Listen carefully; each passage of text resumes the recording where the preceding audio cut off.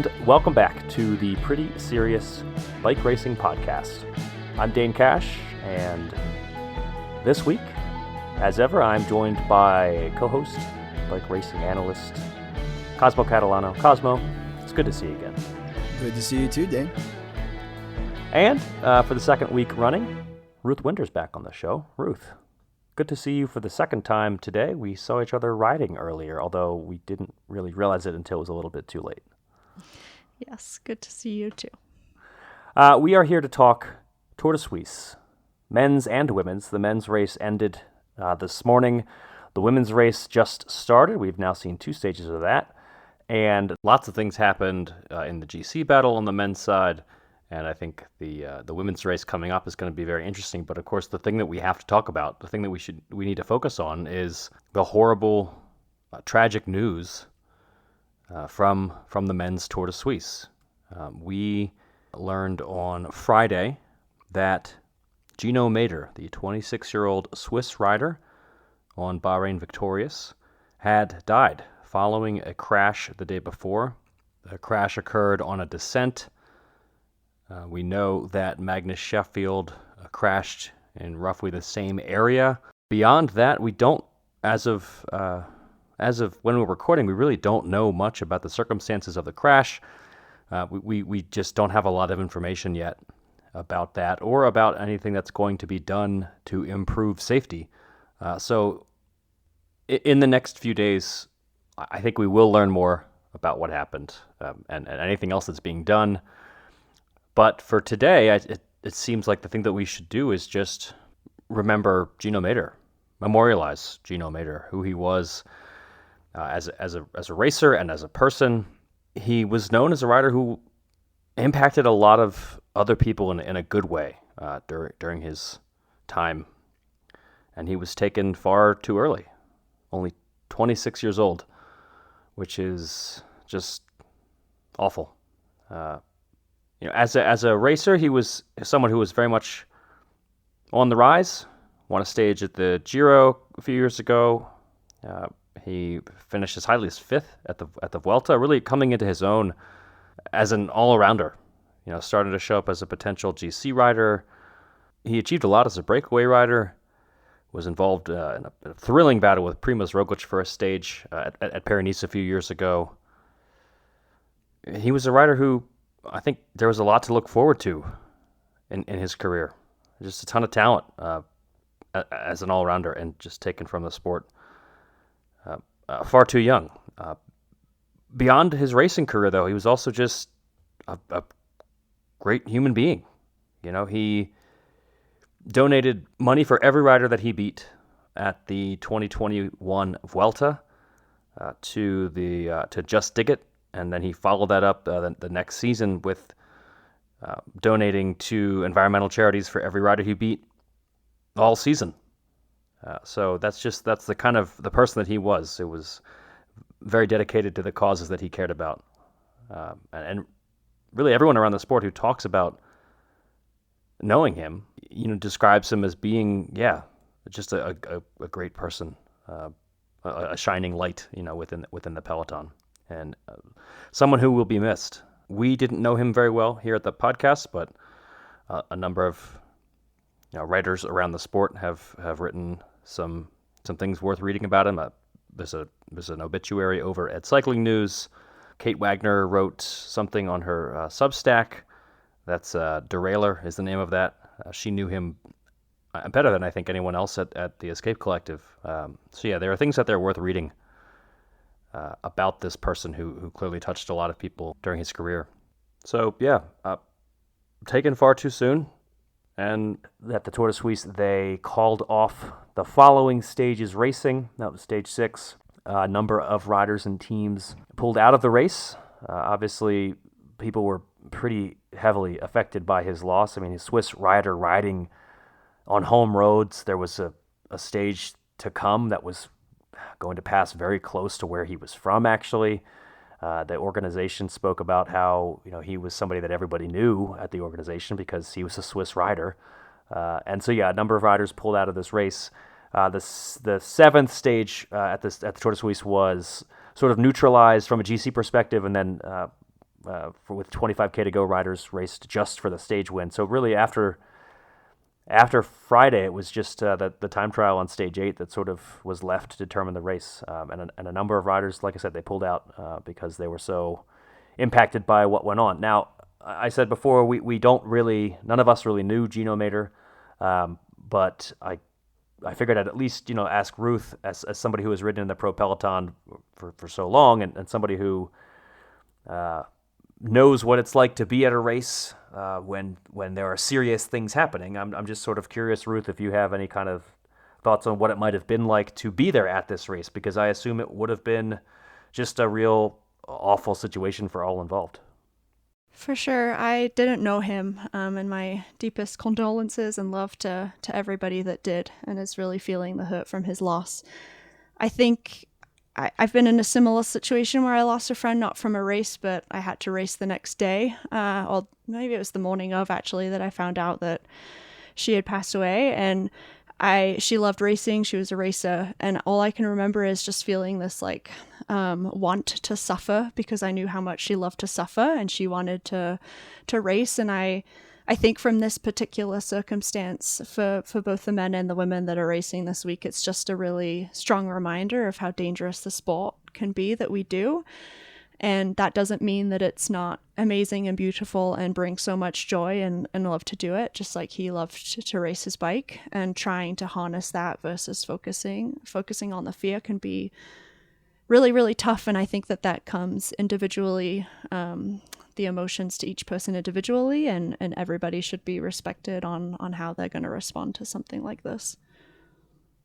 Yeah, I think the organization did about as respectable as a job as they could have done in this situation. It seemed like they listened to the riders and tried to take that into account when deciding whether or not to proceed and how to proceed with the race. And like I said, because it was a Swiss rider, it was somebody that I think, he touched so many lives that were involved in this race specifically. And his Bahrain team the following day, rode a sort of a procession to the line, and you could just see how awful it was for those riders. And yeah, like I said at the start, we don't know much about the details of the crash. We don't know much about, what may be done in the future. We don't know whether there are going to be steps taken to improve the safety, either of this race or just in general. So for now, we just feel like we should remind you that Gino Mäder just was, taken far too young, and any person in their early to mid 20s who decides that he's going to donate a Swiss franc per every rider that finishes behind him, and somebody that I think the peloton will really miss. And our condolences to everyone affected by this, anyone who knew him and anyone impacted by his loss in any way. And we definitely, our thoughts are with everyone who was close to him. And I'm sure in the coming days and weeks, we'll know more about what happened, and also we'll know more about any kind of steps that might have been taken or might be taken to address the safety issues. And I'm sure that the placeholders and any other podcasts on the network are going to know more in the coming days. So obviously, stay tuned for that. We are still going to talk about the race and the rest of the race. We'll try to draw some takeaways and try to assess how things did finish at the Tour de Suisse on the men's side. And of course, the women's race just got underway, and lots to talk about there as well. So getting into that conversation, the 2023 Tour de Suisse was ultimately won by Mattias Skjelmose, which was I have to say, a huge surprise to me. I was not expecting Mattias Skjelmose to pull this off. And when I wrote the race preview, I barely included him as a favorite. I mentioned him, but I was not very high on his chances. And I have to hand it to Cosmo for noticing, even after that early time trial, how strong he was. He's a rider who I thought was, he was a great climber, but he showed all week that, this was a coming out party for Skjelmose as an all-rounder, to be able to take the lead, hold on to the lead under obviously incredibly difficult circumstances, being the race leader in a race like this. Rob Hatch said that on the broadcast today, just how how difficult that must have been, being the race leader, the guy in the race lead at this particular event when this awful, awful tragedy happened. Skjelmose just showed on every level that I think he's got the composition required to win a big race, and he raced smart as well. He was super composed. Like, honestly, it seemed like he had kind of a game plan from the get-go. I would not have noticed him if he hadn't finished so well in that time trial, because my primary data point on him before was Flèche Wallonne. But he was even in post-race interviews, he kind of, he really showed an awareness of what every single other contender was doing. On one day, he might see, Gall go up the road and be like, well, that's okay. I'm gaining time on Ayuso. I'm matching Remco. And just, it was the ability that he had to kind of take that, like you said, that kind of really terrible burden of being the race leader in a situation like this completely in stride. Like, it never seemed to throw him off. This is as much as good as his riding was, like, his head seemed to me the most impressive aspect of how he came through this race. I will say it felt a reporter asked him kind of a cheeky question about losing time to Gall on one of the earlier stages, and he was kind of on he's cooling down on the roller. It's like, well, I feel pretty good about him in the TT, against him in the TT. And then today in the final time trial, passing him on the course was really like a big kind of exclamation point, taking home that GC win. Yeah, I think Felix Gall is another major surprise of this race because of how well he did. He won a stage. He wore the leader's jersey. The time trial was really the obvious downfall for him. He's just not a great time trialist. He showed that in the first TT, and he emphasized it in the final TT that's really just not his skill set. So I think he made everyone else look better in the TT. But Skjelmose was right up there in the TT, in the final TT. He was 9 seconds off of the win. And again, a discipline that I was really not expecting him to be that good at. And so he won the third stage after weathering the storm of Remco Evenepoel doing what Remco Evenepoel does, attacking, holding on maybe too long, not racing all that strategically. We've seen it a lot. We talked about it on the placeholders a fair bit. So the Skjelmose winning on a steep climb is one thing. To continue to, be that composed through this race, and again, such a unbelievably challenging race to remain composed through, just really impressed me as an all around talent. Ruth, did you get to know Skjelmose in your 1 year of overlap at Trek? No, not really. I mean, we were occasionally around each other. I was, that's funny. There would be like little different groups of the guys, and sometimes you would intermingle with them, sometimes you wouldn't. But particularly like early season training camps, I think I just noticed he was quiet. He seemed like a pretty hard worker. He wasn't one of the louder classics guys, I suppose. It seems like those personalities is like the climber, quiet, focused group, and not that the classic guys aren't. That just maybe like play their music a little bit louder. He wasn't honking the bus. No. So not too much on his character, but I never got a bad feeling or impression from him. Just a guy that wanted to race his bike hard and do his best at training camp. Yeah, and I thought I agree with Cosmo totally. He looked really composed this whole week. It was exciting to watch him, and then just go when he felt like he had it. And that time trial, also surprised. Like, I thought he would pull a good one out, but I didn't think it would necessarily be that good. So that was exciting to see him finish it off with that. So the time trial is pretty fresh in our minds. I mean, that happened earlier today. To me, I was really shocked at the turn of events between like 10 minutes to go in the TT and the end of the TT. I was pretty convinced Juan Ayuso was going to win this race right up until that didn't happen. Skjelmose did not race. His first split was not great. Seemed like he was losing a lot of time.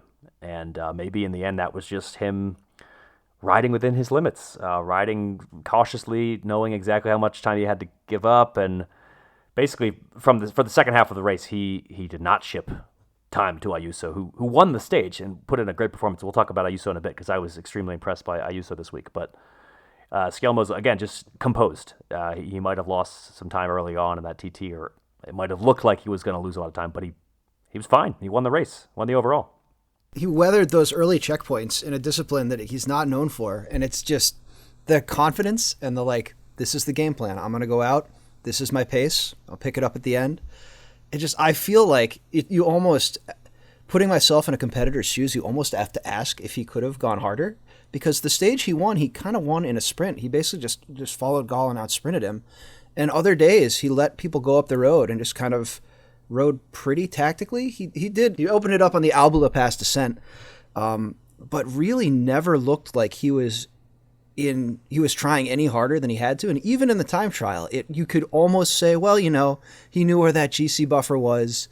Maybe he could have gotten that extra second to Remco, or maybe he was just like, eh. Yeah, I would love to have kind of known what was going on. Even just in his ear, I'm kind of curious what they would have been telling him in the car, and whether it was all part of the plan to go out that way and then just kind of pick it up, or what. Because it was definitely a surprise. That's what you want. You want to be living in people's heads, right? Like you want to put that stress on your competitors. I'm very excited for the radios that we're going to be getting during the Tour de France. Hopefully we'll get some sort of information that, I don't know, illuminates situations like these. It'd be great to know what that was, what was being said in the car.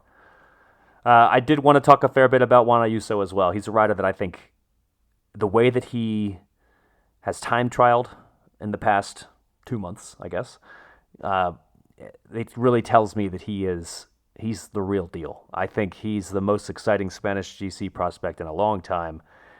He is a great climber, but he won the Stage 3 TT at the Tour de Romandie earlier this year, and then he won the final TT at this race, also won the fifth stage, the very challenging climbing stage, by almost a minute, using his variety of skills. Finished second overall, couldn't quite take the race lead from Skjelmose on the final day, but he did win that TT, and I think just all around, I think Juan Ayuso he's the next big thing. I mean, he's kind of already here. He's already finished on a Grand Tour podium, but I was sort of thinking today that where it seems like we're in a situation where we have two teams, Jumbo-Visma and UAE, that could conceivably sweep all three Grand Tours. Because I could definitely see Juan Ayuso winning a Giro and a Vuelta maybe, or Pogacar winning the Tour Vuelta double. Certainly seems doable from this team that is just suddenly flush with young talents. Well, not suddenly. They've been this way for a couple of years, but it seems like the team to go to if you're a young rider. All right, so speaking of young riders, I was pretty high on Tom Pidcock's chances at the start of this race.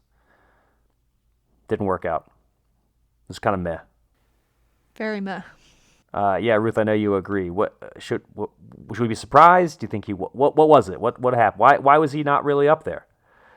I mean, I don't really know why. I guess my own speculation might have been like he seems like a pretty passionate wanna-win racer, and maybe this just like wasn't on his predetermined list of wanna be up there races. The climbs were pretty hard, but it's not like I guess we haven't really seen him climb in like big steep climbs like this yet in stage races, but just overall from the start in the time trial, like he was pretty far back already, and I just wonder if he really is like, this is just training, and I'm not that motivated to try and do better.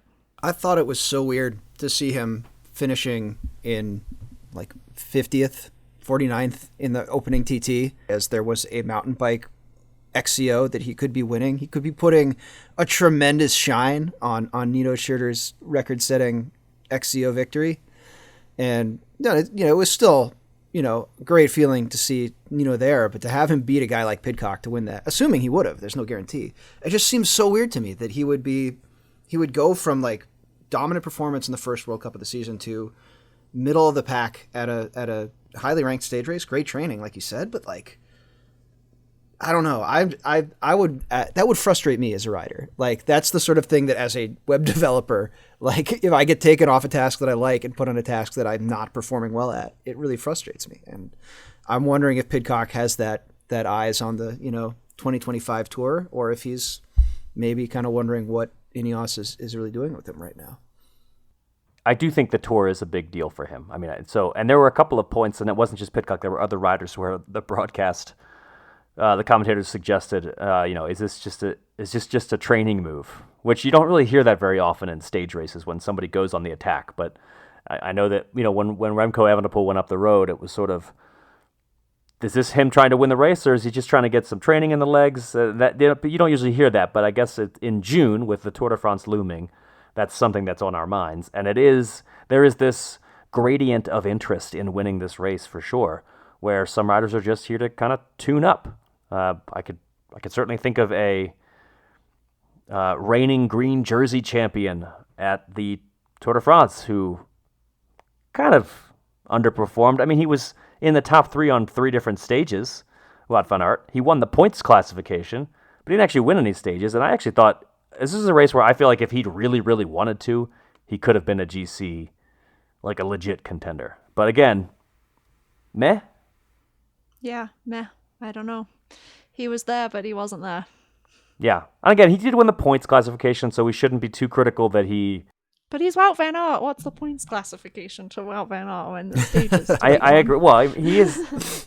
Points classifications do seem to matter to him. But yeah, I'm thinking he would have wanted a stage far more than a points classification without a stage. That's like the one where if you don't want a stage, it's the worst too. So yeah, Wout van Aert, Tom Pidcock, the classics stars that I expected to maybe be up in the GC. Meh. I was really surprised we didn't get more of a fight out of the non-GC but non-neutralized stage that Remco won. I really thought there was a group of probably 14 or 15 riders that sort of went up on that first or just after that first KOM point, and I was like, oh, we're gonna get like a serious battle here, kind of like classic style for the last 20K of this race. And Remco took off, and that was that. And I mean, I don't know if we put that in the Remco being weird tactically folder, like going full in on a stage that wasn't going to gain him any GC time. But I thought I saw Wout making a move or trying to match, and it just didn't. I don't know. He, like you said, he seemed kind of meh. But of all the kind of cross-disciplinary riders, I think he's maybe the best dialed in how to get himself tuned up, and ready for a specific event. I know we saw Van der Poel last year at the Tour just completely flat, and Wout, on the other hand, was just absolutely dialed. And I wonder if that's kind of the game plan here. He knows what he needs to do to tune, and he's not going to do anything other than that. I wonder how villainous he'll be at the Tour this year, because based on the documentary that I've been watching. Hey, listen to the Unchained Binge podcast, where you'll hear all kinds of conversation about whether Wout van Aert is really villainous, whether that was maybe slightly played up a little. Lots to talk about across those 8 episodes. I have not yet. I just watched Plan B, the episode, and I heard it was a contentious podcast, and I could totally see why, because I had opinions about that episode, so I'm looking forward to see what the team had to say about that. I think. Well, I know Wout van Aert himself had opinions. Well, I mean, the whole episode was full of things that I was like, this doesn't make any sense. This is objectively out of sync with reality. So I'm curious to see how the defenders of Plan B defended it. Well, either way, Wout van Aert didn't win a stage at the Tour de Suisse, but I think he is I'm not drawing any conclusions for the Tour. I'm not drawing any negative conclusions for the Tour about Wout van Aert. To me, it's like, all right, he's pretty good. He's close. By July, he'll be winning stages at the Tour de France again. I think he's good enough to be there. Let's talk about Remco Evenepoel just a little bit. He did win a stage. He won the stage that was neutralized from a GC perspective. He was pretty good in this race. He finished 3rd overall. But I have to say, I thought he was going to kind of run away with it in the GC. And I thought that the biggest challenger was going to be Ayuso. Did not expect Skjelmose to take the race win. Also did not expect Remco to not win either of the time trials. Yeah, he seemed very good, but he just didn't quite seem at his best, and also tactically some question marks. I mean, that the stage where he really had an opportunity to take time with an attack, he just kind of faded and never really challenged. I think he was putting it all, waiting for the time trial, and there was one rider who time trialed better than him, and then Skjelmose was just right there as well. I was really surprised on the Queen stage he didn't try to get across to that Skjelmose group. I mean, they were right there. It was 5-6 seconds. I don't know if the descent was in his head. He definitely made some comments about the descent. I'm not sure if before the stage, but immediately after, before we knew anything else. And he definitely lost time there. But it was just very much like he didn't seem like he was a guy riding to win the GC. He was a guy who was like, I'm going to make it over this climb and then figure out what to do next. Like, it was very much, I didn't get the sense that he had a game plan the way I did from Skjelmose and also from Ayuso, who really recovered well from a pretty crummy day on stage 4. Like, he lost almost a minute, somewhere around that, to all the other GC guys, and just kind of brushed it off and was like, okay, what do I need to do to put myself in position to win this race? And almost pulled it off. Yeah, he went on, like, almost immediately was back to flying on the mountains, and yeah, it took, like I said, a win by almost a minute. Yeah, I think obviously it needs to be said that every rider in this race was going to be heavily impacted by what happened, and anybody who stayed in the race was going to be heavily impacted by what happened. It's just, I don't know how much we can really truly say about form, or just about form, when there are obviously other concerns going on in people's minds for the rest of this race. So there is that needs to be said. I think that's pretty much wraps up what we had on the run sheet, at least for the men's Tour de Suisse. So I think we can move on to the women's side, where the race got underway on Saturday with a time trial on Sunday. The same team won both stages, shockingly. It's a team that they've won a lot, just a bit, actually. They've even won a few races in a row. Yeah, it's 21 races or something they've won in a row, and like 30, it's 36 or 38. I mean, tit for tat. I don't know how many this year, like enough. So I think it's unsurprising that we saw them be dominant again at the start of this race, both in the road race and the time trial. The thing that does somewhat surprise me is that it doesn't really surprise me, but it's at least notable, is that they do it with different riders. It's not just Demi Vollering winning everything. They do have quite a diverse array of names on the list of winners this year. It was Blanca Vas who won the opening stage, and I know that the tactics there were a little bit interesting. Ruth, what did you see on that first stage of the Tour de Suisse, Saturday's stage?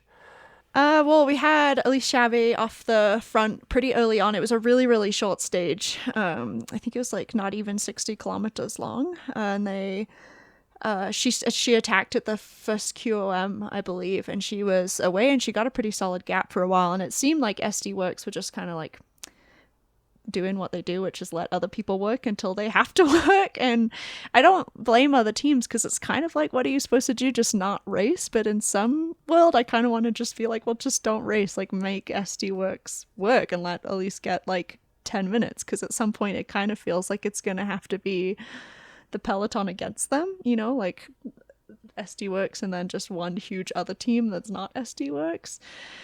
Which, yeah, again, isn't really realistic, and it's not really bike racing. So that's not something that's probably going to happen. But then as we got closer, SD Worx like, oh, she still has some time, and then they started really helping and putting riders in there. And at the last, I think, kilometer, there was a corner, and I was really, like, Trek still had a lot of riders. Even, like, Loretta Hansen was still there for them after a hard circuit. She was still riding really well. I think they had 5 riders still up there. And Elisa Longo Borghini attacked around this corner, which caused this split. But then there was no other Trek rider close enough to be right behind if, like, it didn't actually work. And so then all that happened was this kind of little split happened with then Elisa. I think there was 3 SD Worx and Alena Sierra, basically. And Elisa finished, I don't know, not up there. And I think maybe if Trek could come into that corner a little bit more organized, or like had Lizzie kind of like right there, then maybe that could have been a really cool tactic. Like, it made sense. They just needed to be more organized, and you could kind of see the run up to that point that it almost looked like they had 2 lead out trains. It was like SD Worx up the middle, and then a couple Trek riders on the left and a couple on the right. And maybe if they had just been a little bit more together, it could have worked. But I think if they had gotten a rider onto Vollering and Vash when they started chasing after that after Longo Borghini formed that gap. That could have made the difference because they were. I mean, that was anything to make them think twice about closing that down would have been super helpful. You would have ended up with, if it doesn't get caught, you have Marlon Reusser against Longo Borghini and Sierra in a sprint, which does not usually end well for SD Worx on paper anyway. And if they do bring it back together, they've just the Vollering and Vash have now both done work to tow the second Trek rider up to the finale. But it was just I thought it was really cool. I thought they picked a pretty unlikely spot on the course and just tried something crazy, and it almost worked out. It just SD Worx is SD Worx, right? Like they had the react. There was no question. There was no hierarchical rank pulling. They just did what they needed to do. And you ended up with Vollering sweeping Vash's wheel in the finale. Like their top rider, they're like the World Tour leader is doing this kind of like crit team, domestique work, and actually ended up taking herself off the podium by celebrating as she came into the line because she's that stoked for her teammate to take the win. Like how it's tough to beat that. Yeah, for sure. They were just always there. Like they're not always doing something, but they're always there, and it seems like they're always there when it really matters. And I think teams are starting to feel like they have to try something different. Like they need to do something and squeeze something out, which I think Longo Borghini was really trying at that moment, and it was a really good idea. They just kind of didn't utilize the other 4 riders that they had in that bunch by having maybe everybody in position and ready to go before it happened, because if they hadn't done that, Lizzie's proven to be like a pretty decent sprinter, or if they'd been kind of all together, who knows if they could have been at least on the podium for the sprint. So I think that I don't know how they feel about it after the fact, if they feel disappointed, or maybe they did have a plan to be together, because again, you could kind of see them trying to be together. It just didn't form by the time that the moment came. And I think like the moment was the moment, and she either had to try it or she had to not, and she tried it in the end. I do feel like, Ruth, you've said before that it seems like teams don't work together enough to take on SD Worx, or just all decide to make SD Worx do the work.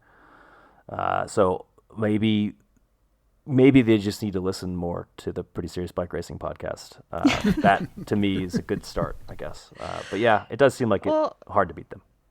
Yeah, I can just imagine being in the meeting though and being like, well, we want to race. We're not going to just wait for them. We're going to do it. We're bike racers. What, are we just going to sit around and let them do it? And I would kind of be like, yeah, maybe we should. But then, I don't know. Then like the rest of the team being like, no, we're going to try.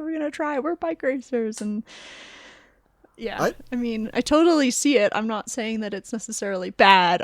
Part of me does want like the kind of comical situation that would occur if literally nobody did anything until they did something. But who knows if we'll get that. It's definitely getting into SD Worx's head. Like there was a lot of gesticulating and angry arm waving as they were forced to finally chase. And they're definitely trying to make it not happen. They're trying to make other teams keep doing work that they eventually profit from. And I think people are maybe getting wise. But we'll see. The time trial that followed that stage, Marlon Reusser took the win. Not that surprising. Demi Vollering took second. I was very surprised that she rode such a great TT, just because we haven't really seen her do that many TTs, period. It's just not been something that she has focused on. Honestly, the Women's World Tour does not have that many individual time trials already. But yeah, am I wrong to have been surprised, Ruth, about the way that Demi Vollering rode? She was just 8 seconds off of Marlon Reusser, who is known to be a very talented time trial rider. I think that Demi has probably been doing some work on her time trial, just because with the Tour de Femmes coming up, she's going to want to make sure that's pretty strong, and do her best shot there. I don't know that I would have necessarily picked her for second. But we know her strength. We know that she's a super smooth cyclist, and I'm sure that she has been on her time trial bike, kind of looking towards July. So I'm not surprised, or I'm not shocked, maybe a little surprised at the placing, but not at all shocked. I think it was a good TT for her. The descent at the end, especially. I think back to the Vuelta Femenina and her just blind descending breakneck speed into the fog, and kind of watching her come into the last few corners on that TT. I definitely saw a similar, not like abandon or anything, but just very confident, precise line setting. And I mean, there's seconds out there that you can grab for 0 watts, and I think she picked up a lot of them. She's a smart bike racer for sure, in addition to being, absurdly talented. And the Tour de France Femme, it does have a TT. The final stage is a time trial at the Tour de France Femme avec Zwift, a time trial in Po. So that will obviously have an impact on the race, where she is, I have to think, the favorite. She seems to me to be the clear favorite to win the Tour de France Femme avec Zwift. So a TT would definitely cap that off pretty well. All right, the race ahead at the Tour de Suisse women. So we've seen 2 stages thus far. There are 4 stages in total. So by the time you listen to this, the race may even be over, depending on when you're listening. But we do have a lumpy stage 3 ahead, and then a lumpier stage 4. No huge mountains really to climb, at least none that are going to have a major impact on the race. So it's just sort of a race where you're going to, I think, be able to have an impact if you are a rider who is, punchy but not necessarily a huge high mountain, alpine climber. That said, Demi Vollering's pretty punchy, so I don't really know what anybody can do. I don't know. Is there anyone else you have your eye on, Ruth, as a potential challenger to the SD Worx dominance in this race? I think that last time we saw Kenya and Saram race against them, they really did a good job of throwing a bunch of attacks. And I think it would be cool to see, even Trek and them kind of get together and go off of each other, or maybe, they could have had some secret conversations before, just see what they can do to try and time attacks together. That would be cool. I think a lot of the time what happens is there'll be a really strong 5-10 second effort, and then it just kind of immediately dies. But if you have people you see, even if there is one SD Worx or something in that group, maybe not Vollering, but maybe one, you just have already pre-decided that you're going to work together, and it goes. Because I think what can happen is it just gets shut down so quickly immediately, and that there's just no hope for a breakaway anymore at that point. So maybe something like that. Yeah. I also think, I should say that it's not just Demi Vollering. Of course, Marlen Reusser leads the race. She's on home roads. She won the Etzulia women earlier this year. I think Demi Vollering would be happy to say to Marlen Reusser, hey, this is another one of your races. Go for it. They seem to play off each other well, not just those two, but just in general, the team. They just seem to really, really play off each other well, which is why they do so well, because they have so many riders that can win. And I think they all know that, and they all have so much confidence in each other. It really just shows on the bike how they ride. So yeah, definitely a hard bunch to beat, but we'll see what happens. All right, that's, I think, what we have to say about the Tour de Suisse women. The Wheel Talk podcast will have plenty more analysis. I think they're going to be recording with a little bit more information. So by the time the race ends, they might have the scoop on who won. For now, it just certainly looks like SD Worx is going to keep doing what they've been doing all year. But stay tuned to the Escape Collective Podcast Network and, of course, escapecollective.com for more on that. I think that's it for our Tour de Suisse analysis. At least the men's Tour de Suisse will have a little bit more from the Tour de Suisse women by the next time we record, a week from now. And, of course, the Tour de France is right around the corner. The next show that we do, I think, will be the last before the 2023 Tour de France gets underway, which is pretty wild to think about. So I hope you have a chance to watch the Tour de Suisse women over the next few days. And we'll close it out with just one more moment of remembrance for Gino Mäder, and our condolences as well for all impacted by his loss. We will do what we can to get more information on what happened and everything else surrounding the incident as that news starts to emerge here over the coming days. The rest of the Escape Collective Podcast Network will probably have more to say, but for now, we'll just remember Gino Mäder and the awesome rider and person that he was, and a person who touched a lot of lives around the sport, and particularly in this country that he was racing in. his home country of Switzerland. That's it for this week's Pretty Serious Bike Racing Podcast. We will see you next week. Stay safe out there.